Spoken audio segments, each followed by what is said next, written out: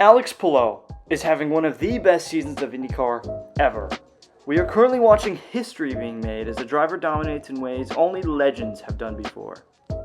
But is this the best single season performance of all time? I'm going to compare him to some of the greatest season drives in IndyCar history. So welcome to the channel, and let's look at Alex Palou's season so far. Okay, Alex Palou, there's that Spaniard. He's currently 28 years old. He has 19 career wins, 3 championships and counting, with 8 wins this season out of 14 rounds. There's the season stats so far. Through 14 rounds out of 17, he has an average finish of 4.36. He's led 30.1% of laps. And there's his breakdown for type of track. And he has an Indy 500 victory, which is important for distinguishing him from other IndyCar drivers who have had 8 or more wins in a season. And the interesting thing about Alex Palou is it seems like total domination, but he's only led 30% of laps. And that's because, some tracks like Laguna Seca that we just witnessed, he just rolls up to and completely dominates. But then there's some like Iowa Race 2, where he lucked out on pit strategy and was just simply in the right place at the right time, which is a reminder that it's not just Alex, but the entire 10 team that has been on top of it this year. That being said, I don't think anyone's debating that Alex Palou is the clear best driver in the field right now. And in the beginning of the season, he was getting a lot of comparisons to A.J. Foyt in 1964, who came out swinging with 7 race wins in a row and is often considered to have had the best IndyCar season of all time. So what did that season look like? A.J. Foyt. He won 7 championships in his time in IndyCar. He has 67 wins, which is the best all time. Scott Dixon is trying to get there right now. 4 IndyCar 500 victories, tied for the best all time. And his best season, and the best season in IndyCar ever, came when he was 30. In 1964, when he won 10 of 13, which is 76.9% of the races. That's incredible. Alex Palou cannot get there. Nor will he achieve 66.5% of laps led in a season, but he did have an Indy 500 victory. Both of them did in their stellar years. And Alex Palou is only 28 years old, so he has plenty of time to try again to have the best season ever. Isn't that wonderful? But honestly, though, I think we might be watching one of the greatest drivers of all time compete right now. I think eventually he could get 7 championships and pass the win record. So, there you go. A lot of Alex Palou to come. But maybe a better comparison would be Al Unser in 1970.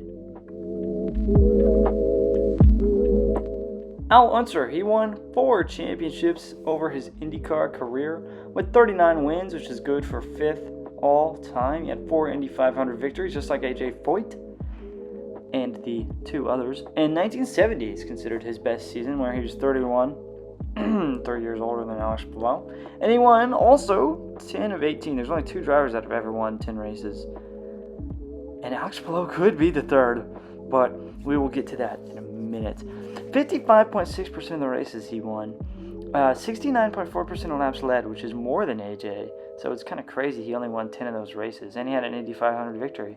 So, of course, here there was more races in that season. There's just 1 more than there are this season. So I think it's a more fair comparison than to A.J. Foyt's season. So what a year by Al Unser. That's going to be really hard to beat. But if Alex wins 2 more races, he will have a higher win percentage than Al Unser did that year. And what is also some consider as the best year ever. Wow.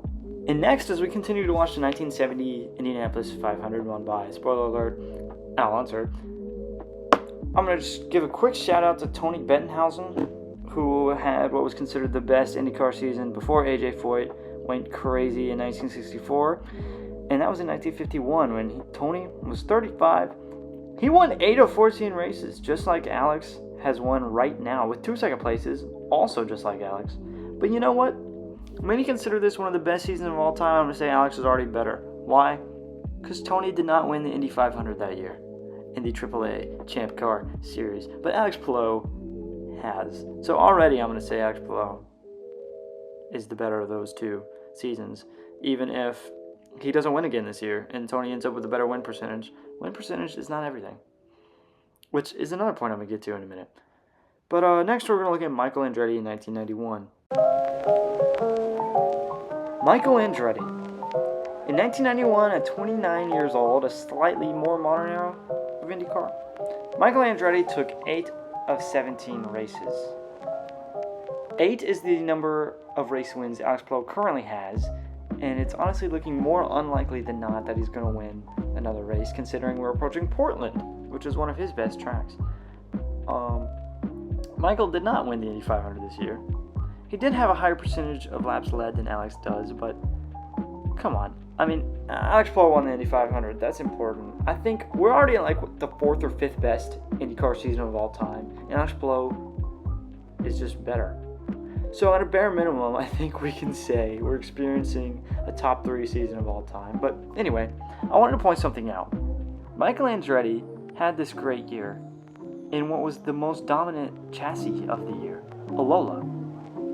Alex Palou has no such advantage, and that's something we need to consider when comparing him to AJ Foyt and Al Unser from 64 and 70. They had great cars too.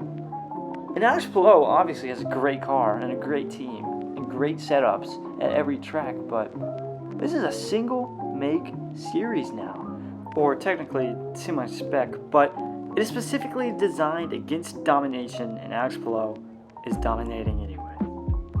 So I want to look at one more season, and that is when Champ Car moved to a single make series in 2005. Okay, Sebastian Bourdais, 2005. This is probably the best comparison we can make since Champ Car at this time was single spec. And look at that, he won 8 of 14, which is what Alex Palou has right now. He does not have an Indy 500 victory because he couldn't compete in the Indy 500. That was an IRL race. But here's my case for why Alex Palou's season is better. This was during the split. Obviously, duh. The top talent in American Open Wheel was split among these two series. So I think Sebastian Bourdais' level of competition was lower. He was an incredible driver, just complete domination in kart and Champ Car at this era. But I'm going to say Alex Palou is having a much better season. So, of course you have to respect every individual champion for their accomplishments, but in my opinion, and this is just opinion, it's all subjective at the end of the day, but the way I see it, Alex Palou could wreck the last 3 races of the season and still have the 3rd best season of all time, especially considering the era of IndyCar he is doing this in. It's honestly incredible. But he could win more, and if he does win more, I think there's a valid case that he could be having a season just as good as AJ Foyt and Al Unser. So, let's look at these last 3 races on the calendar.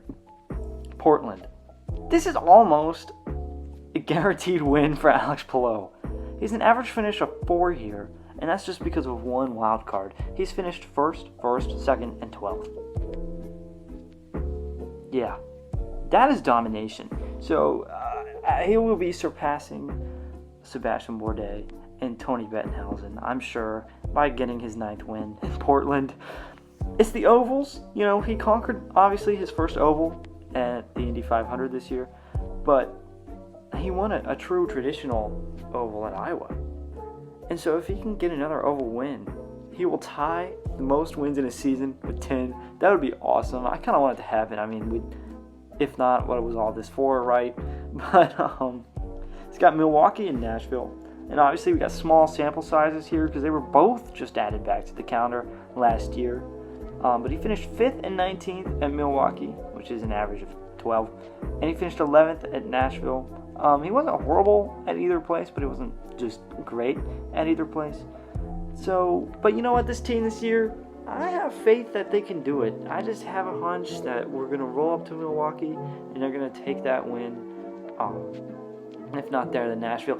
Both would mean, plus Portland, would mean that is the 11 wins, the most all-time. In which case, honestly, maybe just give it to him as the best season of all time. If he could just figure out ovals like that and just dominate to 11 wins, that might just be the best season of all time. But right now, I'm pretty comfortable saying that, hey, he's up there. And really, at the end of the day, it's just fun discussion.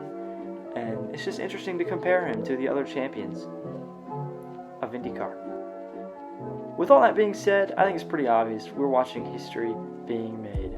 So, yeah, I watch IndyCar because I like different race winners, but you know what? Dominance like this rarely happens in this sport. So you might as well appreciate it and understand its significance while it's happening. And hopefully next year we can have 17 different race winners. So, anyway, thank you all for watching. I hope this does make the last 3 races of the season more interesting for you to watch. You know, maybe if you kind of think of it as historical or something. And, yeah, if you want more racing content, I'm going to start making more on this channel, so make sure you stick around. And I hope you have a good rest of your day or night or whatever. Peace.